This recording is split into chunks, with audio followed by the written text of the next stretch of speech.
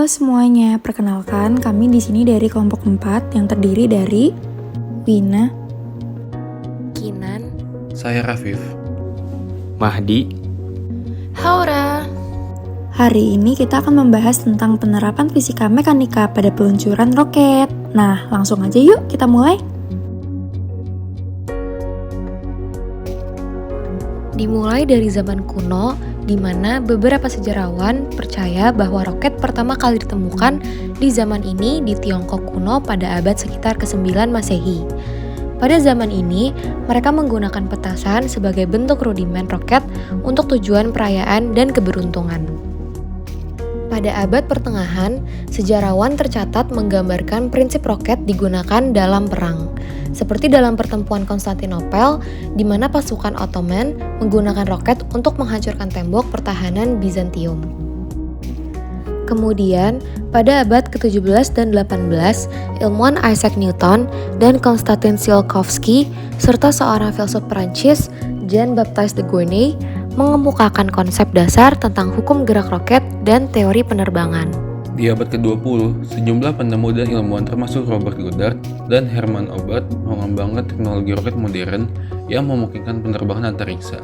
Pada tahun 1926, Goddard meluncurkan roket cair pertamanya yang dianggap sebagai tonggak awal sejarah roket modern. Hingga akhirnya, pada tahun 1957, Uni Soviet meluncurkan satelit Sputnik yang menjadi satelit buatan pertama yang mengorbit bumi.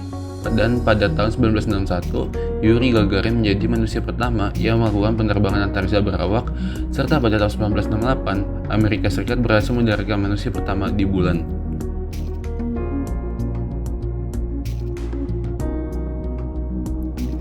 Nah, ternyata peluncuran roket ini berkaitan dengan beberapa prinsip dalam fisika mekanika loh. Contohnya adalah hukum 3 Newton dan hukum konservasi momentum.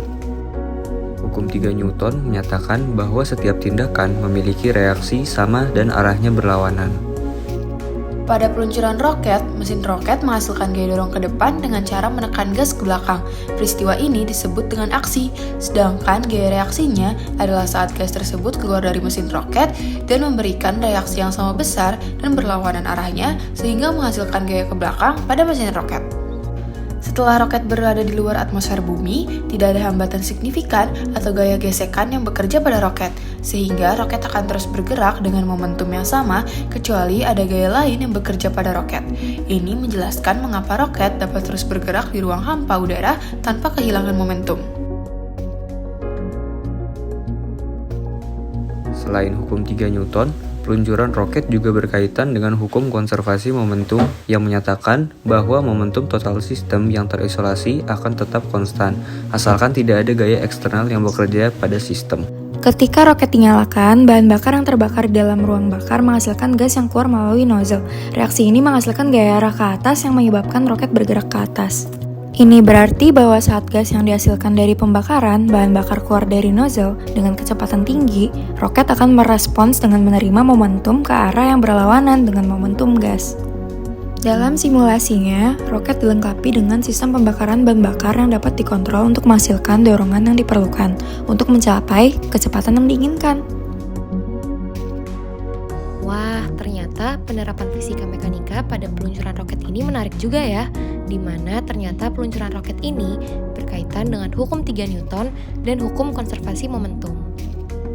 Semoga dengan menonton videonya, kalian bisa menambah wawasan dan juga informasi ya. Terima kasih telah menonton video ini dan sampai jumpa.